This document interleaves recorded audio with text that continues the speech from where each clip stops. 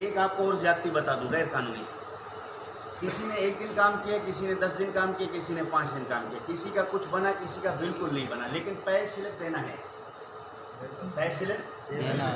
Pay slip کو روکنا اس بات کی دلیل ہے کہ آپ کی کٹوتی قانونی نہیں ہوئی ہے۔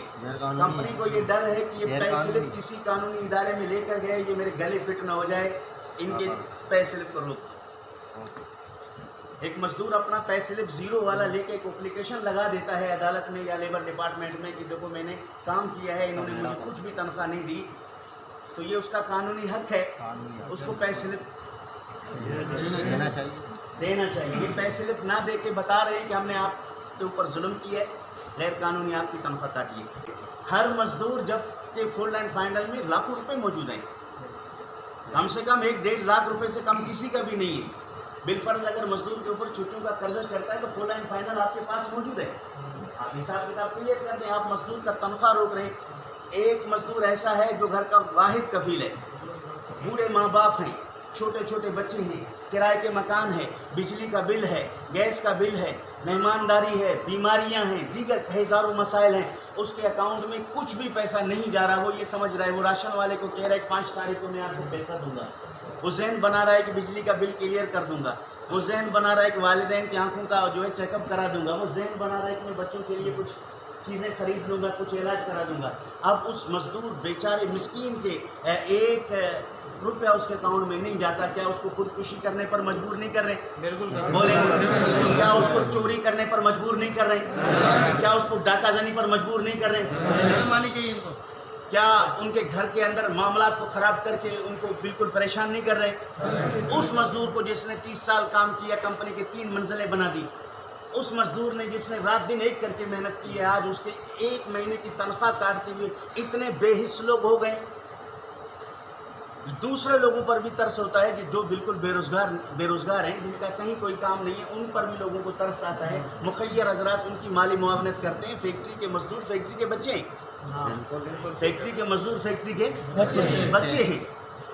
فیکٹری کے بچے ہونے کے ناطے ان تمام کی تنخواہیں کاٹ دی گئی اور بالکل 0 تک لے کر آئے، کسی کے ساتھ کوئی رعایت نہیں کی۔ تو ہم کمپنی کو 3 دن کا وقت دیتے،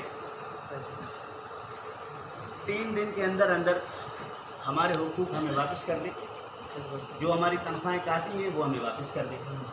اگر 3 دن کے بعد کمپنی ہمارے حقوق ہمیں واپس نہیں کرے گی تو ہم بھرپور قانونی طریقے سے پرامن احتجاج کرنے کا حق رکھتے ہیں۔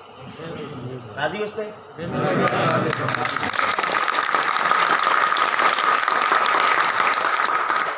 اس میں کمپنی نے اگر راہ میں رکاوٹ کی، ہر طرح کی مزاحمت برداشت کریں گے۔ بولو ہر طرح کی مزاحمت، ہر طرح کی مزاحمت۔ اگر آپ اس پہ متحد ہو تو انشاءاللہ آپ کا سلسلہ آگے چلائیں گے، قانونی طریقہ کار سے چلائیں گے، پرامن طریقہ کار سے چلائیں گے۔ جس طرح پاکستانی شہری کو پاکستان میں اپنے حقوق پر احتجاج کرنے کا جمہوری حق حاصل ہے، ہم وہی راستہ اختیار کریں گے۔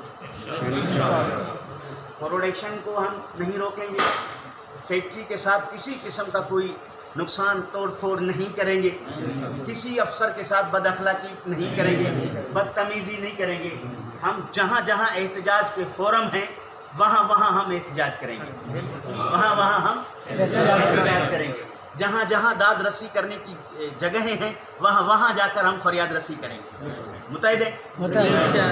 3 دن کے اندر کمپنی کوئی بہتر لائے عمل طے کر لے۔